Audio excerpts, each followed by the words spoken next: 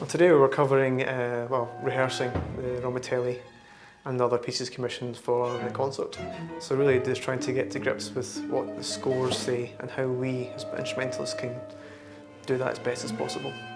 Well, it actually is a classical ensemble and there are classical instruments involved. It's just what you're hearing is not actually classical techniques. So we're being asked to think about the instrument in a very different way. And what you're hearing in rehearsal is more, I think, more of a kind of painting of sorts with sound and creating different types of colours and textures.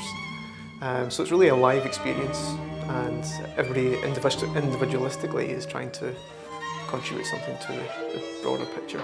I think one of the most curious or interesting is the Romatelli, involving electric bass with a lot of effects, pedals, mainly kind of things you would normally find cropping up with electric guitars, wah-wah, bottleneck, things that never really you never really encounter as an electric bass player. It's not what you would describe as conventional writing or conventional kind of soundscape.